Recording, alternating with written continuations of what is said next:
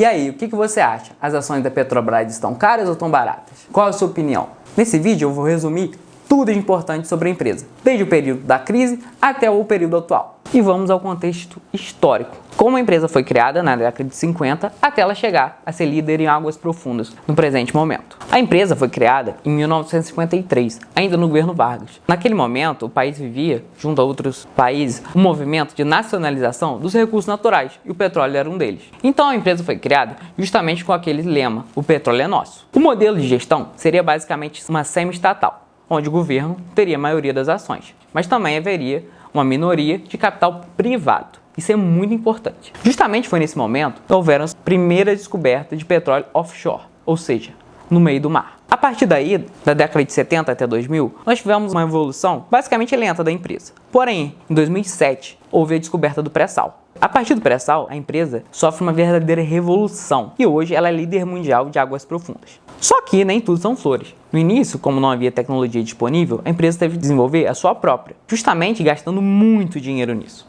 E foram anos de altíssimos investimentos em novas tecnologias. Só que o grande volume de reservas justificava o investimento. Então, de 2007 até 2014, tudo correu relativamente bem na empresa. Porém, com a vinda da Lava Jato nesse mesmo ano, a empresa sofreu um completo revés. Durante a Lava Jato foi descoberto que havia corrupção em praticamente todos os setores da empresa. E justamente o setor mais afetado seria o de exploração de águas profundas, que era o que tinha o maior orçamento. Junto a isso, a crise interna da empresa, o Brasil vivia um momento totalmente complexo na economia, com a queda do PIB durante 2 anos seguidos. E foi nesse momento que a empresa conseguiu um recorde, porém, do lado negativo. Ela foi considerada a petroleira mais endividada do mundo, com uma dívida de cerca de 125 bilhões de dólares. Só para vocês terem uma ideia, hoje, com um lucro muito maior e uma produção também muito maior, a dívida da empresa é de cerca de 20 bilhões de dólares. Ou seja, realmente tinha algo de muito errado por aí.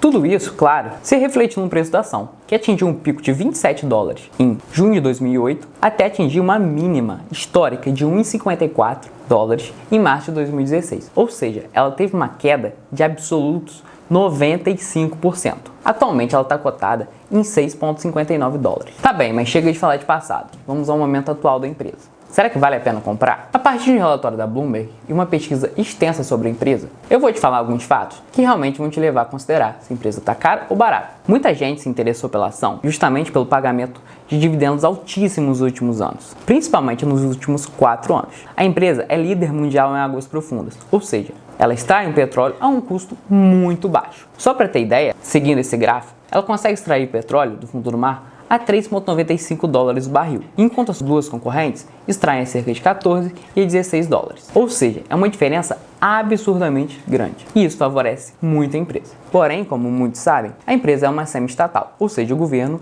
vai ter a voz que vai prevalecer na sua gestão. Então, a partir da mudança, principalmente da presidência do Jean Paul Prat para a Magda Chambriard, houve uma redução dessa política de dividendo, que antes pagava 60% do fluxo de caixa livre e agora passará a pagar 45%.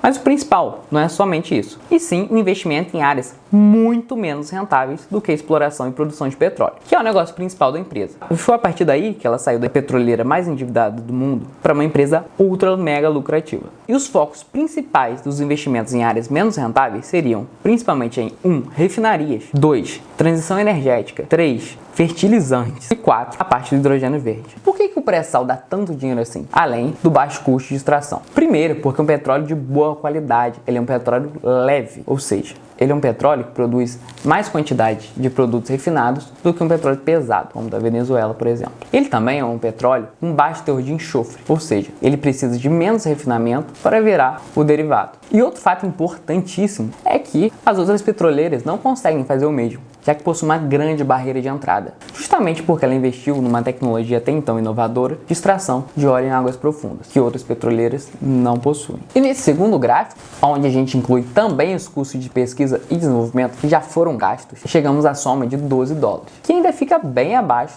das concorrentes. E foi justamente isso que proporcionou à empresa a oportunidade de manter dividendos altíssimos nos últimos anos, em cerca de 20% ao ano. A empresa bateu o recorde de quase 200 bilhões de reais distribuídos em 2022. Para se ter uma ideia, nesse outro gráfico a gente pode ver a quantidade de dividendos que ela pagou durante esse período. Em 2021 foram 72 bilhões de dólares, um yield de mais ou menos 20%. Já em 2022 a empresa bateu um recorde absoluto de 199 bilhões de reais distribuídos, que dava um yield em torno de 68%.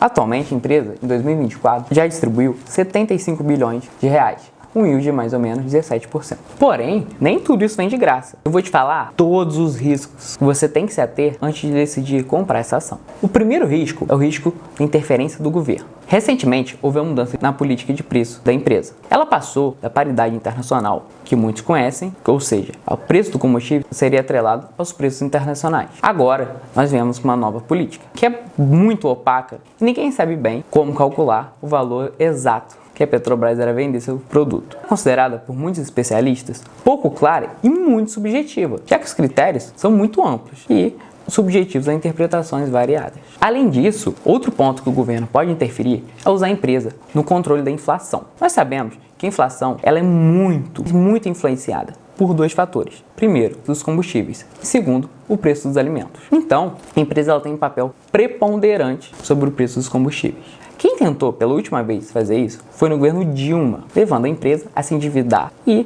a negligenciar investimentos estratégicos e principalmente prejudicando e muito o acionista. Por outro lado, além do controle da inflação, temos o fator político, pode ser usado justamente para influenciar o resultado das eleições. Só para vocês terem uma ideia, o TCU divulgou uma estimativa no ano de 2020 que entre 2004 e 2012, a empresa foi lesada em 18 bilhões de reais, justamente por má gestão e corrupção. Vamos ao segundo fator, usá-la como uma forma de orçamento indireto. Muita gente não sabe, mas a maior parte do orçamento do governo brasileiro ela é engessada, ou seja, com gastos fixos, não dá para mudar. Pouca parte sobra para o governo federal, de toda a arrecadação, para o governo federal usar o que realmente ele deseja, que nós chamamos de gastos discricionários. Assim como sobra pouca parte do orçamento para o governo administrar da forma que deseja, ele pode usar a empresa como uma forma de orçamento indireto. Ou seja, usar a empresa justamente para fazer política pública. Pode ser de variadas formas, desde o auxílio gás até